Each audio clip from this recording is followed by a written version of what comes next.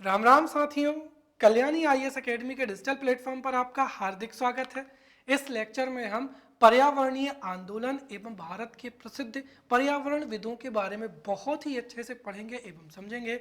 तो शुरू करते हैं और समझते हैं क्या है पर्यावरण संरक्षण। पर्यावरण संरक्षण से तात्पर्य पर्यावरण की सुरक्षा करना या पर्यावरण की हानि को रोकना है। दरअसल विभिन्न मानवीय गतिविधियों के माध्यम से या कुछ प्राकृतिक गतिविधियों से पर्यावरण को क्षति होती है, पर्यावरण का नुकसान होता है।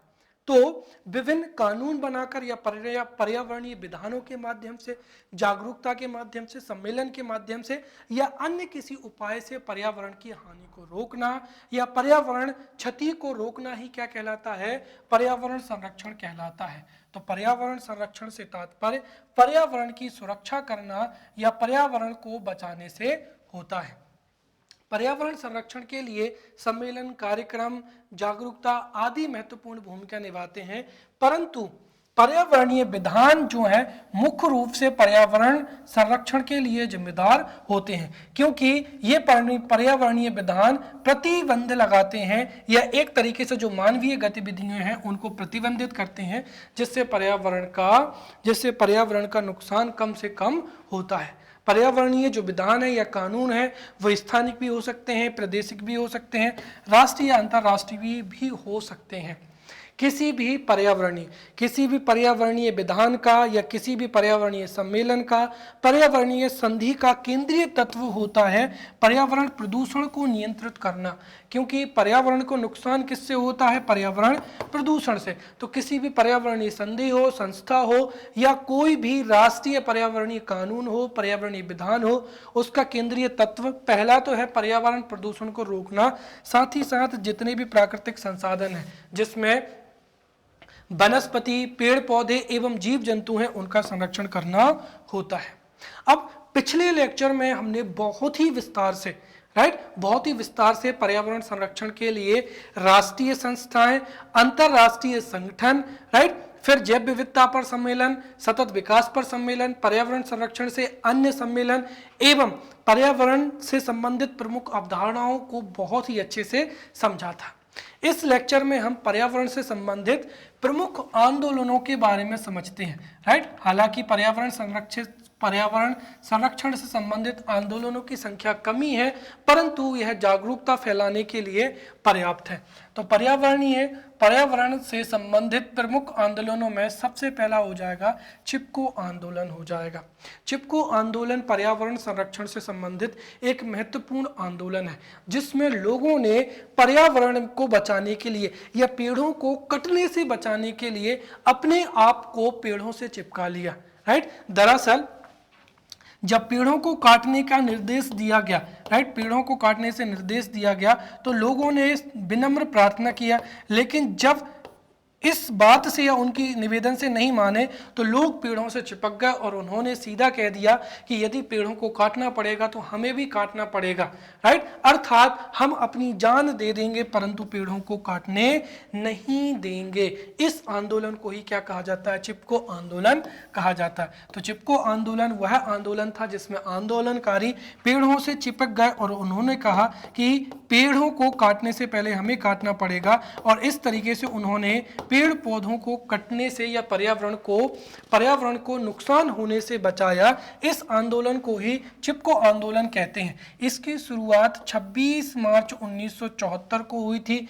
कहाँ? उत्तराखंड के रेणी गांव में हुई थी। तो चिपको आंदोलन की शुरुआत उत्तराखंड के रेणी गांव में हुई थी, 26 मार्च 1974 की हुई थी, और इसके प्रमुख नेता थे सुंदरलाल बहुगुणा, गौरा देवी एवं चंदी प्रसाद भट्ट हो जाएंगे। क्लियर? नेक्स्ट हो जाएगा नर्मदा बचाओ आंदोलन। तो देखिए मध्य प्रदेश की जीवन रेखा तथा मध्य प्रदेश की सबसे महत्वपूर्ण नदी मां नर्मदा नदी है। और नर्मदा नदी पर कई बांध बनाए गए थे जिससे पर्यावरण का नुकसान हो रहा था, क्योंकि जब किसी भी नदी पर बांध बनाए जाएंगे तो उसके आसपास की जो वनस्पति है, जैसे यहाँ पर बांध बनाया जाता है तो यहाँ तक पानी भर जाएगा, जिससे आसपास की जो कृषि योग्य भूमि है और विशेष रूप से जो जंगल है, पर्यावरण है, उसको क्या होता है, नुकसान होता है। इसीलिए नर्मदा नदी पर जो बांध बनाए जा रहे थे उससे पर्यावरण का नुकसान ना हो, उसके लिए ही नर्मदा बचाओ आंदोलन शुरू किया गया था। तो नर्मदा नदी पर बहुउद्देशीय बांध परियोजनाओं को रोकने के लिए ही नर्मदा बचाओ आंदोलन शुरू किया गया था, जिसके नेतृत्वकर्ता मेघा पाटकर हो जाएंगे, अरुंधति राय और बाबा आमटे हो जाएंगे। नेक्स्ट हो जाएगा यहाँ पर अपिको आंदोलन, राइट। तो अपिको आंदोलन पर्यावरण संरक्षण या वनों को कटने से रोकने के लिए चिपको आंदोलन की ही प्रतिकृति है या चिपको आंदोलन से प्रभावित है। तो जो अपिको आंदोलन है वह 1983 में कर्नाटक के उत्तरी क्षेत्रों में यह आंदोलन किया गया था और यह अहिंसात्मक एवं चिपको आंदोलन से ही प्रभावित था। जो अपिको आंदोलन के नेता थे वो पांडुरंग हेगड़े थे और यह 1983 में कर्नाटक के उत्तरी क्षेत्रों में यह आंदोलन प्रभावकारी था। अब पर्यावरण संरक्षण से जुड़े व्यक्तित्व के बारे में हम यहाँ पर समझते हैं या भारत के प्रसिद्ध जो पर्यावरणविद हैं उनसे भी समझते हैं, राइट। एमपीपीएससी प्रीलिम्स का ट्रेंड रहा है कि यहाँ से एक ना एक क्वेश्चन जो है पूछ ही लिया जाता है, राइट। तो वर्तमान समय में जो है यहाँ से भी क्वेश्चन पूछे जाने की संभावना है। तो भारत के प्रसिद्ध पर्यावरणविद या पर्यावरण संरक्षण से जुड़े महत्वपूर्ण व्यक्ति, जिसमें सबसे पहला क्या हो जाएगा, एसपी गोदरेज।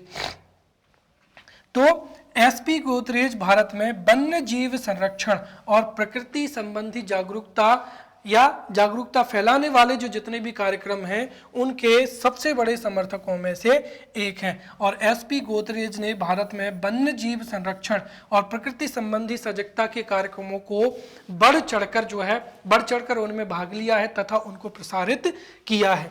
इन्होंने 1975 और 1999 के बीच में संरक्षण कार्यों के लिए 10 पुरस्कार दिए गए हैं। इन्होंने जागरूकता फैलाई है, राइट। साथ ही साथ कई जगह पर नेतृत्व भी प्रदान किया है। इस वजह से इनको 1975 से 1999 के बीच में पर्यावरण संरक्षण कार्यों के लिए 10 पुरस्कार इनको दिए गए हैं। 1999 में इसको पद्म भूषण भी प्रदान किया गया है, राइट। साथ ही साथ ये प्रशासन में जितने भी राजनेता थे उनसे इनकी मित्रता थी। साथ ही साथ ये पर्यावरण संरक्षण से गहरी प्रतिबद्धता रखते थे। इसी वजह से इन्होंने वन्य जीवन के लिए अत्यंत महत्वपूर्ण हिमायती कार्य किए हैं। नेक्स्ट हो जाएगा यहाँ पर राजेंद्र सिंह, जिनको जल पुरुष भी कहा जाता है और इस पर एमपीपीएससी ने क्वेश्चन भी पूछ लिया है। अब राजेंद्र सिंह कौन है, तो देखिए राजेंद्र सिंह भारत के वे पर्यावरणविद हैं जिन्होंने पारंपरिक विधि से राजस्थान के कई सूखाग्रस्त क्षेत्रों को फिर से पुनर्जीवित कर दिया है या कई जल स्रोतों को पारंपरिक तरीके से पुनर्जीवित कर दिया है। और इन्होंने कई जल स्रोतों को पुनर्जीवित करने की वजह से ही, राइट, इन्हें जल संरक्षण के संदर्भ में महत्वपूर्ण व्यक्ति माना जाता है और इन्हें भारत का क्या कहा जाता है, जल पुरुष भी कहा जाता है। तो भारत के जल पुरुष Waterman of India Rajendra Singh हैं, जिन्होंने जल संरक्षण के संबंध में कई प्रयास किए हैं और विशेषकर इन्होंने सूखाग्रस्त क्षेत्रों में ऐसे प्रावधान किए हैं जिससे वहाँ पर जो है भूमिगत जल स्तर ज़्यादा नीचे ना जा पाए। साथ ही साथ जो परंपरागत जल के स्रोत हैं, जैसे बावड़ी हो जाएगा, कुआं हो जाएगा, तालाब हो जाएगा, झील हो जाएगा, नदियां हो जाएगा, उसको पारंपरिक तरीके से पुनर्जीवित किया है। इनके जल संरक्षण के प्रयासों से प्रभावित होकर ही विश्व की अनेक संस्थाओं ने इन्हें पुरस्कार प्रदान किया है, जिसमें महत्वपूर्ण पुरस्कार में हो जाएगा मैग्सेसे अवार्ड हो जाएगा, स्टॉकहोम वाटर प्राइज हो जाएगा। और जो स्टॉकहोम वाटर प्राइज है इसको नोबल वाटर प्राइज के नाम से भी जाना जाता है, अर्थात इनको 2 महत्वपूर्ण पुरस्कार भी मिल चुके हैं।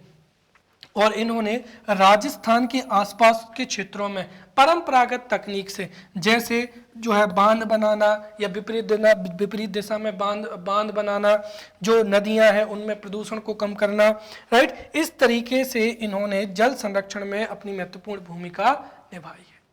अगला क्या हो जाएगा, एम एस स्वामीनाथन। इनको तो आप बहुत ही अच्छे से जानते हैं।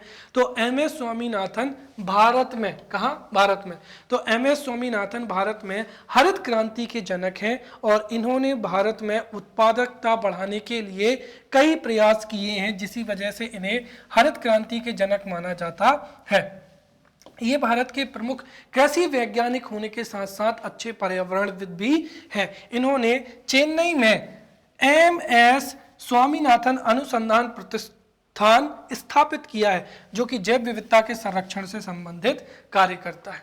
तो एम एस स्वामीनाथन ने चेन्नई में एस एस स्वामीनाथन अनुसंधान जो है प्रतिष्ठान स्थापित किया, जो कि जैव विविधता संरक्षण से संबंधित कार्य करता है। इस तरीके से एम एस स्वामीनाथन पर्यावरण संरक्षण से संबंधित महत्वपूर्ण व्यक्तित्व हैं।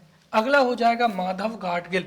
तो माधव गाडगिल भारत के लोकप्रिय पर्यावरण शास्त्री हैं। इन्होंने सामुदायिक जैव विविधता के रजिस्टरों, कम्युनिटी ऑफ बायोडायवर्सिटी रजिस्टर्स को विकसित करने और पवित्र उपवनों के संरक्षण जैसे पारिस्थितिकी प्रश्नों से लेकर स्तनपायी जीवों, पक्षियों एवं कीटों के व्यवहार में जो है अध्ययन किया है और इस अध्ययन में जो है बढ़ चढ़कर भाग भी लिया है, राइट। तो भारत के जो विभिन्न जैव विविधता के रजिस्टर हैं, साथ ही साथ जो पवित्र उपवन है, भारत में पाए जाने वाले पक्षी हैं, कीट हैं, राइट, उनका व्यवहार क्या होता है, वो पर्यावरण से कैसे प्रभावित होते हैं, उनका अध्ययन किया है और कई लेख भी लिखे हैं। इन्होंने लेख लिखे हैं, पुस्तकें लिखी हैं, साथ ही साथ इन्होंने समाचार पत्रों में कई इंटरव्यू भी दिए हैं, right. Life scapes of peninsular India श्रृंखला के यही क्या है, संपादक हैं। और life scapes of peninsular India श्रृंखला में इन्होंने भारत में पाए जाने वाले जो महत्वपूर्ण जीवधारी हैं, पशु पक्षी हैं, पवित्र उपवन हैं, उनके बारे में विस्तार से जानकारी दी है।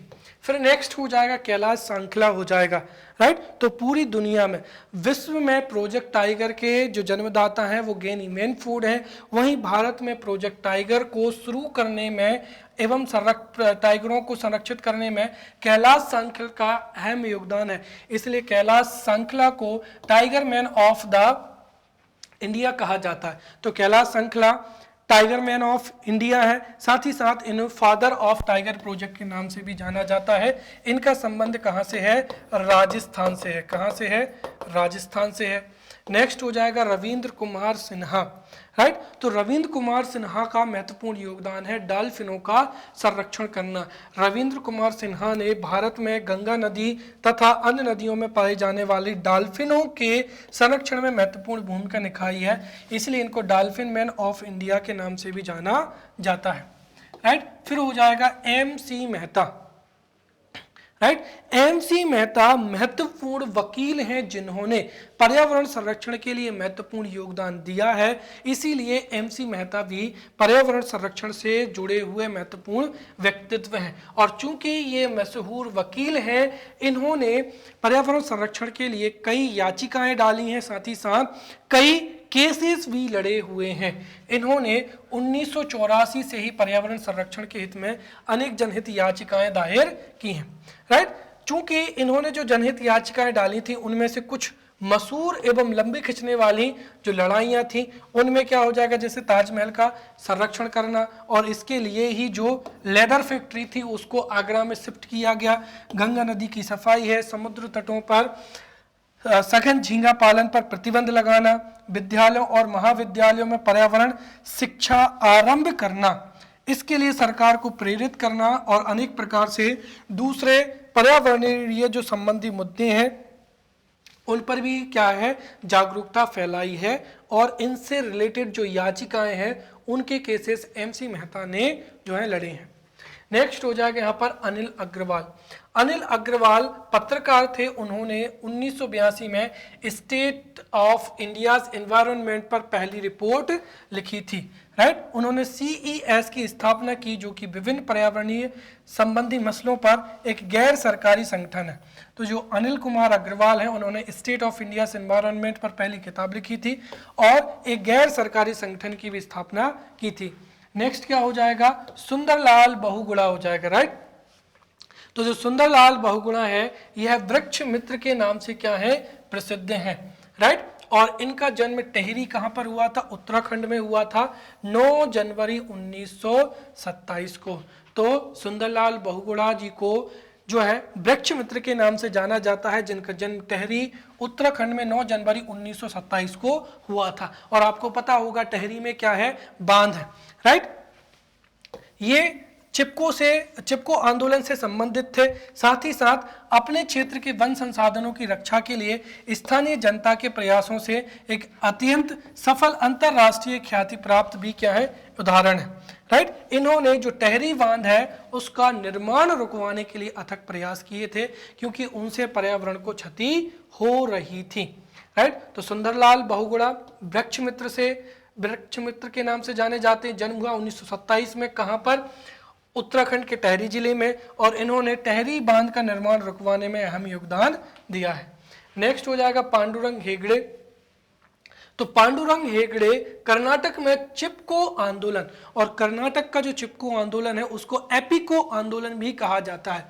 तो पांडुरंग हेगड़े ऐसे व्यक्ति हैं जिन्होंने कर्नाटक में एपिको आंदोलन का सूत्रपात किया था, और एपिको आंदोलन को ही कर्नाटक का चिपको आंदोलन कहा जाता है। और ये पर्यावरण संरक्षण के प्रति लोगों को जागरूक किया। फिर मेघा पाटकर, और क्या हो जाएगा, अरुंधति राय हो जाएगा। मैंने बताया है कि मध्य प्रदेश में मां नर्मदे के ऊपर कई बांध बनाने का लक्ष्य रखा गया था, और जब बांध बनते हैं तो उससे आसपास की जो भूमि है वो डूब में चली जाती है, और इससे पर्यावरण को नुकसान होता है। तो मां नर्मदा के ऊपर जो जितने भी बांध हैं और जो बहुउद्देशीय परियोजना है, उसकी वजह से जो पर्यावरण संरक्षण है उसको, या पर्यावरण संरक्षण को रोकने के, पर्यावरण संरक्षण के लिए ही मेघा पाटकर एवं अरुंधति राय ने नर्मदा बचाओ आंदोलन जो है प्रारंभ किया था। इस आंदोलन की शुरुआत मेघा पाटकर जी ने की थी, राइट। साथ ही साथ इसके बाद में इस कार्यक्रम में जो है अरुंधति राय, बाबा आमटे, ये सब लोग जो है इसमें जुड़ते हुए चले गए थे। इन्होंने जो निर्माणाधीन जो बांध परियोजनाएं थी, साथ ही साथ आदिवासियों को जो विस्थापन की समस्याएं झेल रहे थे, उससे संबंधित भी इन्होंने आंदोलन किए थे। नेक्स्ट क्या हो जाएगा, GD अग्रवाल। तो GD अग्रवाल एक प्रसिद्ध वैज्ञानिक एवं सिविल इंजीनियर हैं। इन्होंने गंगा बचाओ आंदोलन में सक्रिय भूमिका निभाई है।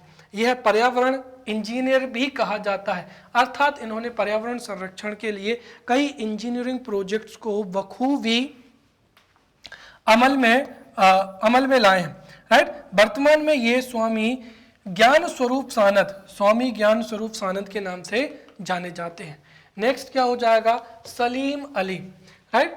तो सलीम अली भारत के पक्षी वैज्ञानिक और प्रकृतिवेत्ता थे। इन्होंने भारत के विभिन्न क्षेत्रों में पाई जाने वाली पक्षियों का अध्ययन किया है और व्यवस्थित सर्वे करवाया है। और सलीम अली ने बुक ऑफ इंडियन वर्ड्स नामक क्या लिखी थी, किताब भी लिखी थी। साथ ही साथ भारत में पक्षियों की सुरक्षा में महत्वपूर्ण योगदान दिलाया है, इसीलिए इनको भारत का वर्डमैन भी कहा जाता है। 1947 के बाद में भारत में बॉम्बे नेचुरल हिस्ट्री सोसाइटी बनी थी, जिसके ये प्रमुख व्यक्ति थे। साथ ही साथ इनके व्यक्तिगत प्रयासों से ही केवलादेव नेशनल पार्क, जो कि कहाँ है, भरतपुर है, और भरतपुर में न केवल स्थानीय पक्षी पाए जाते हैं बल्कि यहाँ पर प्रवासी पक्षी भी आते हैं। तो स्थानीय एवं प्रवासी पक्षियों के संरक्षण के लिए केवलादेव नेशनल पार्क भरतपुर का निर्माण करने में तथा साइलेंट वैली में हो रहे विनाश को रोकने में भी सलीम अली का महत्वपूर्ण योगदान था। 1976 में इन्हें पद्म विभूषण दिया गया था। साथ ही साथ इनके नाम से जम्मू कश्मीर में राष्ट्रीय उद्यान है, राइट, जम्मू कश्मीर में राष्ट्रीय उद्यान है, एवं गोवा में क्या है, वन्यजीव अभ्यारण्य है। अगला हो जाएगा प्रोफेसर माधव गाडगिल। प्रोफेसर माधव गाडगिल एक भारतीय पारिस्थितिकी वैज्ञानिक हैं, राइट, इकोलॉजिकल साइंटिस्ट हैं। तो ये प्रोफेसर माधव गाडगिल एक पारिस्थितिकी वैज्ञानिक हैं। इन्होंने जनसंख्या, जीव विज्ञान, संरक्षण, जीव विज्ञान एवं मानव परिस्थितिकी जैसे विषयों पर क्या किए हैं, शोध किए हैं। जो प्रोफेसर माधव गाडगिल हैं, इन्होंने पश्चिमी घाट पारितंत्र, ये जो पश्चिमी घाट पारितंत्र है उसका जो विशेषज्ञ पैनल 2010 था उसकी ये चेयरमैन रहे थे। तो पश्चिमी घाट के अध्ययन के लिए, एनालिसिस के लिए पश्चिमी घाट पारितंत्र विशेषज्ञ पैनल था जो कि 2010 में स्थापित हुआ था, उसके चेयरमैन रहे थे। साथ ही साथ 2015 में इन्हें प्रतिष्ठित टाइटलर अवार्ड भी जो है दिया गया था। नेक्स्ट हो जाएगा चेवांग नोरफेल। चेवांग नोरफेल भी एक क्या है, सिविल इंजीनियर है। तो चेवांग नोरफेल भी सिविल इंजीनियर हैं जिन्हें आइसमैन ऑफ इंडिया कहा जाता है और इनका संबंध लद्दाख से है, राइट। चेवांग नोरफेल ने लद्दाख में जो कृत्रिम ग्लेशियर हैं उनके निर्माण में महत्वपूर्ण भूमिका निभाई है, राइट। तो चेवांग नोरफेल ने लद्दाख में कृत्रिम ग्लेशियर के निर्माण में महत्वपूर्ण भूमिका निभाई है ताकि लेह लद्दाख जैसे क्षेत्रों में पानी की समस्या में कमी आए, लोगों को पेयजल की आपूर्ति हो सके। इन्हें जमनालाल बजाज साथ ही साथ पद्मश्री पुरस्कार से भी जो है नवाजा गया है, राइट। इनके जो कृत्रिम ग्लेशियर हैं उनके ऊपर फिल्म निर्माता आरती श्रीवास्तव द्वारा एक डॉक्यूमेंट्री बनाई गई थी, व्हाइट नाइट।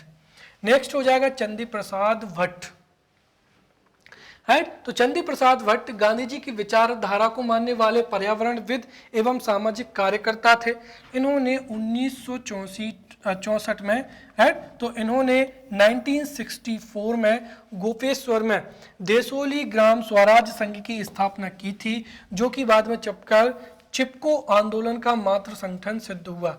तो 1964 में गोपेश्वर में जो देओसिली ग्राम स्वराज संघ की स्थापना की थी, राइट, वह मात्र संगठन था और उसी के बाद ही चिपको आंदोलन प्रारंभ हुआ था। ये चिपको आंदोलन के प्रमुख कार्यकर्ता थे, जिसके लिए इन्हें 1982 में समुदाय नेतृत्व करने के लिए रहमान मैग्सेसे पुरस्कार भी दिया गया है। साथ ही साथ 2005 में पद्म भूषण पुरस्कार, 2013 में गांधी शांति पुरस्कार से सम्मानित किया गया है। इन्हें आधुनिक भारत का प्रथम पर्यावरण विद्वान भी माना जाता है। नेक्स्ट हो जाएगा बाबा आमटे। तो बाबा आमटे का संबंध नर्मदा बचाओ आंदोलन से ही है, राइट। तो इन्होंने नर्मदा बचाओ आंदोलन में महत्वपूर्ण भूमिका निभाई है। साथ ही साथ सरदार सरोवर बांध की वजह से जो विस्थापित लोग थे, राइट, उनको जो समस्याएं जा रही थी उनके विरुद्ध भी इन्होंने आंदोलन चलाया है। फिर अगला हो जाएगा डॉक्टर रामदेव मिश्र। तो डॉक्टर रामदेव मिश्र ने international society for tropical ecology की स्थापना की थी और इनको भारत में पारिस्थितिकी का क्या माना जाता है, जनक। ये बहुत ही महत्वपूर्ण है। तो प्रोफेसर रामदेव मिश्र को भारत में पारिस्थितिकी का जनक भी माना जाता है। अगले पर्यावरणविद हो जाएंगे जगदीश बावला। जो जगदीश बावला हैं, जगदीश बावला भारत के पर्यावरणविद हैं। ये उत्तराखंड के निवासी थे। इन्हें वर्ष 2008 में व्यक्तिगत श्रेणी का इंदिरा गांधी पर्यावरण पुरस्कार प्रदान किया गया था, क्योंकि इन्होंने पर्यावरण संरक्षण में महत्वपूर्ण योगदान दिया था। पर्यावरण संरक्षण के प्रति लोगों में जागरूकता सृजन करने में, अर्थात जो है सोशल अवेयरनेस में या पर्यावरण के प्रति जागरूकता सृजन करने में इन्होंने योगदान दिया था। नेक्स्ट हो जाएगा सतीश कुमार शर्मा। तो सतीश कुमार शर्मा जी ने राजस्थानी मरुस्थल के पक्षियों पर प्रभाव के अध्ययन किया था और राजस्थानी मरुस्थल के पक्षियों पर प्रभाव के अध्ययन हेतु ही इन्हें 1992 में डॉक्टर सलीम अली फेलोशिप दी गई थी। नेक्स्ट हो जाएगा प्रोफेसर जगदीश शुक्ला, राइट। तो जो प्रोफेसर जगदीश शुक्ला थे, इनका जन्म उत्तर प्रदेश के बलिया जिले के मिड्डा नामक गांव में हुआ था। तो प्रोफेसर जगदीश शुक्ला का जन्म कहाँ पर हुआ था, उत्तर प्रदेश में हुआ था। और अमेरिका के जॉर्ज मेंसर विश्वविद्यालय में भारतीय मूल के प्रोफेसर जगदीश शुक्ला थे, जिन्हें अप्रैल 2008 में वाशिंगटन डीसी में 52वां IMO पुरस्कार प्रदान किया गया था। फिर अगला हो जाएगा लतिका नाथ। लतिका नाथ को क्या कहा जाता है, टाइगर प्रिंसेस भी कहा जाता है। तो लतिका नाथ टाइगर प्रिंसेस के नाम से प्रसिद्ध हैं और यह उपलब्धि इन्हें 2018 में प्राप्त हुई थी। ये भारत की प्रथम महिला वाइल्ड लाइफ क्या है, बायोलॉजिस्ट हैं। तो ये प्रथम महिला वाइल्ड लाइफ बायोलॉजिस्ट हैं जिनको टाइगर प्रिंसेस भी कहा जाता है। नेक्स्ट हो जाएगा अनूप मिश्र, इनका संबंध मध्य प्रदेश से है। तो अनूप मिश्र प्रसिद्ध कवि भवानी प्रसाद मिश्र के पुत्र हैं और इन्होंने मध्य प्रदेश में पर्यावरण संरक्षण में महत्वपूर्ण योगदान दिया है। अगला हो जाएगा अनिल माधव दवे। तो अनिल माधव दवे जी का जन्म कहां पर हुआ है, उज्जैन में हुआ है। ये भूतपूर्व राज्यसभा सदस्य एवं पर्यावरण मंत्री रहे हैं जिन्होंने मध्य प्रदेश में पर्यावरण की संरक्षण में अपना अमूल्य योगदान दिया है। तो ये हमने भारत के प्रमुख पर्यावरणीय आंदोलन एवं पर्यावरण से संबंधित महत्वपूर्ण व्यक्तित्वों को बहुत ही अच्छे से समझा। अब हम पर्यावरण संरक्षण संबंधी जो भारतीय विधान है उनको समझेंगे। भारतीय विधान से क्या तात्पर्य हुआ, भारतीय विधान से तात्पर्य ऐसे नियम अधिनियम है जो कि पर्यावरण सुरक्षा के लिए जिम्मेवार है, राइट। तो पर्यावरण संरक्षण संबंधी जो महत्वपूर्ण विधान है उनमें सबसे पहला हो जाएगा वन्यजीव संरक्षण अधिनियम 1972, राइट। तो हमने देखा था कि 1972 में स्टॉकहोम सम्मेलन हुआ था, राइट। तो 1972 में स्टॉकहोम सम्मेलन आयोजित हुआ था जिसमें पर्यावरण की सुरक्षा के लिए जो है सम्मेलन किया गया था और इसी सम्मेलन से प्रेरणा लेकर इंदिरा गांधी जी ने 1972 में, राइट, वन्यजीव संरक्षण अधिनियम 1972 पारित किया था। और वन्यजीव संरक्षण अधिनियम को हम पहले ही बहुत अच्छे से पढ़ चुके हैं। तो वन्यजीव संरक्षण अधिनियम 1972 में लागू हुआ जिसमें 6 अनुसूचियां हैं, राइट, जिसको हमने पहले ही अच्छे से समझ लिया है। दूसरा हो जाएगा जल प्रदूषण एवं नियंत्रण निवारण अधिनियम 1974। यहाँ पर ये जो वर्ष हैं ये आप याद करते जाएं। तो वन्यजीव संरक्षण अधिनियम 1972 जिसको पहले ही हम बहुत डिटेल में पढ़ चुके हैं। जल प्रदूषण नियंत्रण एवं निवारण अधिनियम 1974, फिर जल प्रदूषण उपकर अधिनियम 1977, वन सुरक्षा अधिनियम 1980, फिर वायु प्रदूषण नियंत्रण एवं निवारण अधिनियम 1981, पर्यावरण सुरक्षा अधिनियम 1986 और ये है भारत का पर्यावरण संरक्षण का अम्ब्रेला एक्ट है। अम्ब्रेला एक्ट का मतलब क्या हुआ कि भारत में पर्यावरण संरक्षण से संबंधित सबसे महत्वपूर्ण एवं विस्तृत जो अधिनियम है वो है पर्यावरण सुरक्षा अधिनियम 1986 है। और फिर इसी पर्यावरण सुरक्षा अधिनियम की किसी एक विशेष अनुच्छेद से ही जल प्रदूषण निवारण एवं नियंत्रण अधिनियम 1974 लाया गया है। तो इसी अधिनियम की विशेष अनुच्छेद के द्वारा ही वायु प्रदूषण नियंत्रण एवं निवारण अधिनियम लाया गया है। इसीलिए अगर आपसे परीक्षा में पूछा जाए कि पर्यावरण संरक्षण से संबंधित अम्ब्रेला एक्ट कौन सा है तो वह है पर्यावरण सुरक्षा अधिनियम 1986, क्योंकि इस एक्ट को अमल में लाने के लिए ही वायु प्रदूषण नियंत्रण एवं निवारक अधिनियम 1981 जैसे अधिनियम भी पारित किए गए हैं। फिर जैव विविधता अधिनियम 2002 में लाया गया है, पहले ही पढ़ चुके हैं। फिर अनुसूचित जनजाति और अन्य परंपरागत वन निवासी अधिनियम 2006 और इस अधिनियम के द्वारा वन क्षेत्रों में रहने वाली जनजातियों को पट्टे प्रदान किए जाने का प्रावधान है।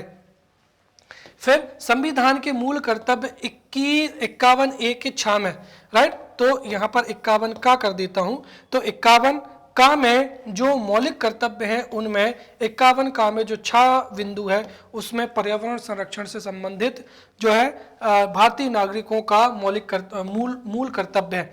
फिर संविधान में नीति निर्देशक तत्व में 48 का है, राइट, और उस 48 का जो है राज्य का नीति निर्देशक तत्व है जिसका संबंध पर्यावरण संरक्षण से है। अब हम यहाँ पर समझेंगे, यहाँ से भी MCQs बन सकते हैं कि भारत सरकार द्वारा पर्यावरण संरक्षण के लिए कौन कौन से कदम उठाए गए हैं। तो भारत सरकार द्वारा पर्यावरण संरक्षण के लिए उठाए गए महत्वपूर्ण कदमों में सबसे पहला क्या हो जाएगा, धारणीय विकास के लक्ष्य को अपनाते हुए नवीनीकृत ऊर्जा संसाधनों पर बल दिया जा रहा है, राइट। तो सस्टेनेबल डेवलपमेंट या धारणीय विकास के लक्ष्य को पूर्ति करने के लिए भारत ने अंतरराष्ट्रीय सोलर अलायंस ISA की स्थापना में अपना महत्वपूर्ण योगदान दिया है। साथ ही साथ सरकार सोलर एनर्जी से विद्युत का उत्पादन, राइट, पेट्रोल में एथेनॉल ब्लेंडिंग या जो बायोडीजल है, बायो पेट्रोल है, उसके उपयोग को बढ़ावा दे रही है ताकि डीजल पेट्रोल आधारित ऊर्जा संसाधनों पर दबाव कम हो। साथ ही साथ ऊर्जा क्षमता बढ़ाने हेतु CFL बल्ब के प्रयोग को प्रोत्साहित किया जा रहा है, क्योंकि जो CFL बल्ब होते हैं यह परंपरागत बल्ब की तुलना में बहुत कम ऊर्जा का जो है उपभोग करते हैं। जो परंपरागत बल्ब होते हैं वो 100 वाट के होते थे और जो CFL है वो 18 वाट का या 11 वाट का CFL ही उतनी प्रकाश देता जितने 100 वाट के बल्ब देते थे। इसलिए इनके प्रयोग को बढ़ावा दिया जा रहा है ताकि विद्युत का उपभोग है वो कम से कम हो सके।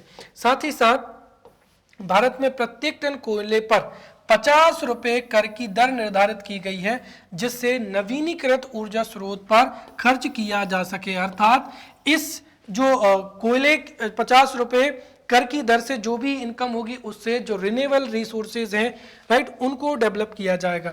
2017 तक जो सभी थर्मल प्लांट हैं उनको सुपर क्रिटिकल पावर प्लांटों में बदल दिया जाएगा ताकि कार्बन उत्सर्जन कम हो। साथ ही साथ परिवहन के क्षेत्र में ऊर्जा गहनता या ऊर्जा उपयोग को कम करने के लिए ही जो है इलेक्ट्रिक व्हीकल्स प्रमोट किए जा रहे हैं या बैटरी आधारित उपकरणों को प्रमोट किया जा रहा है। CNG आधारित जो बसेज हैं या व्हीकल्स हैं उनको प्रमोट किया जा रहा है एवं जैव ईंधन चलित वाहनों के व्यावसायिक निर्माण को प्रोत्साहित किया जा रहा है। साथ ही साथ 10 मिलियन हेक्टेयर आधारित जंगल लगाने के लिए ग्रीन इंडिया मिशन की भी क्या की गई है, शुरुआत की गई है ताकि जो निर्वन भूमि है वहां पर पौधारोपण किया जा सके। क्लियर। अब पर्यावरण संरक्षण से संबंधित महत्वपूर्ण संवैधानिक प्रावधानों को भी पढ़ लेते हैं। हो सकता है जैसे पूछ लिया जाए एग्जाम में कि निम्नलिखित में से कौन सा प्रावधान पर्यावरण संरक्षण से नहीं जुड़ा हुआ है। तो पर्यावरण संरक्षण से संबंधित कौन कौन से संवैधानिक प्रावधान हैं उनको समझेंगे। देखिए, हमारे संविधान में पर्यावरण को बचाने के कुछ प्रत्यक्ष प्रमाण है या कुछ प्रत्यक्ष प्रावधान है, तो कुछ अप्रत्यक्ष प्रावधान है। जैसे उदाहरण के तौर पर अगर हम अप्रत्यक्ष प्रावधानों की बात करें तो पर्यावरण संरक्षण हेतु अप्रत्यक्ष प्रावधान में हो जाएगा प्रस्तावना। प्रस्तावना में क्या कहा गया है कि गरिमापूर्ण जीवन जीने का अधिकार, राइट। प्रस्तावना में कहा गया कि भारत के नागरिकों को गरिमापूर्ण जीवन जीने का अधिकार होगा और गरिमापूर्ण जीवन जीने के लिए यह आवश्यक है कि प्रदूषण रहित पर्यावरण हो तथा जीवन जीने की बेहतर दशाएं हो। इस तरीके से प्रस्तावना में भी पर्यावरण संरक्षण का अप्रत्यक्ष क्या है, उल्लेख है। फिर मूल अधिकार में क्या है, अनुच्छेद 14। अनुच्छेद 14 में क्या है, राइट, अनुच्छेद 14 में है राज्य के समक्ष समता, राइट। तो अनुच्छेद 14 में राज्य के समक्ष समता है या विधि का समान संरक्षण है, विधि के समक्ष समता या विधि का समान संरक्षण। इसमें निहित है कि पर्यावरण संबंधी जितने भी कानून हैं वो चाहे कोई अमीर व्यक्ति हो, गरीब व्यक्ति हो, किसी भी लिंग समुदाय का व्यक्ति हो, सभी पर समान रूप से लागू होंगे। अनुच्छेद 19(1)(a, अनुच्छेद 19(1)(a) में वाक एवं अभिव्यक्ति की स्वतंत्रता है, परंतु व्यक्ति वाक एवं अभिव्यक्ति की स्वतंत्रता के नाम पर ध्वनि प्रदूषण न करे, इसके लिए, राइट, इसके लिए जो है इसको क्या किया गया है, प्रतिबंधित किया गया है। तेज आवाज, लाउड स्पीकर और शोर शराबे को क्या किया गया है, प्रतिबंधित किया गया।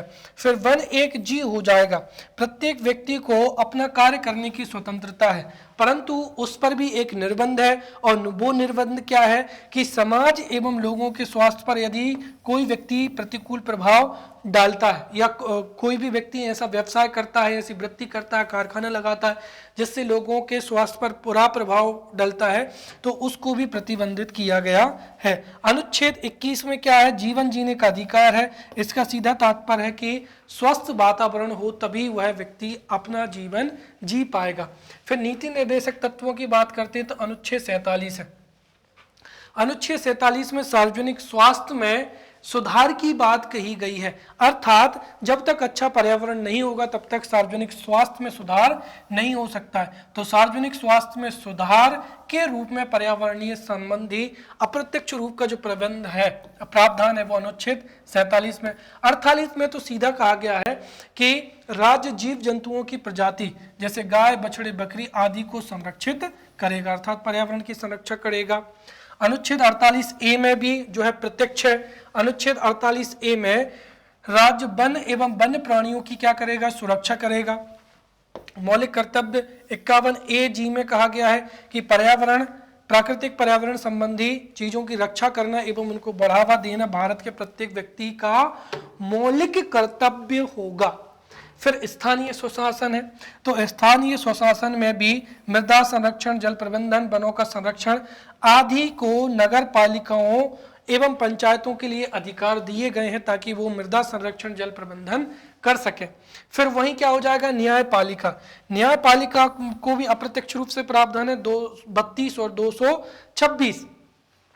तो पर्यावरण संरक्षण के लिए भी उच्चतम न्यायालय या सुप्रीम कोर्ट रिट जारी कर सकता है, ये अनुच्छेद 32 में है। और पर्यावरण संरक्षण हेतु उच्च न्यायालय रिट जारी कर सकता है अनुच्छेद 226 के तहत। हालांकि अनुच्छेद 32 और अनुच्छेद 226 के तहत रिट जारी की जा सकती हैं और उन रिटों में यह भी निहित है कि सरकार पर्यावरण संरक्षण से संबंधित रिट भी जारी कर सकती है। क्लियर? चलिए अब हम जो है पर्यावरण संबंधी अंतरराष्ट्रीय संस्थाओं के बारे में पढ़ेंगे। देखिए, पिछले लेक्चर में हमने पर्यावरण संरक्षण से संबंधित अंतरराष्ट्रीय संगठनों के बारे में बहुत विस्तार से चर्चा की थी। उसमें से कुछ संस्थाएं छूट गई हैं जिनको हम यहाँ पर कवर करेंगे। तो जिसमें सबसे पहला क्या हो जाएगा, आईपीसी, जिसको पढ़ चुके हैं। आईपीसीसी का नाम है inter governmental panel on climate change हो जाएगा। तो आईपीसीसी या inter governmental panel on climate change की स्थापना विश्व मौसम संगठन WMO और संयुक्त राष्ट्र पर्यावरण कार्यक्रम UNEP द्वारा मिलकर इसका गठन 1988 में किया गया है। और यह मनुष्य जाति पर जो जलवायु परिवर्तन है उसके प्रभाव का अध्ययन करता है और रिपोर्ट जारी करता है। फिर UNFCCC हो जाएगा, तो United nation framework on climate change, right.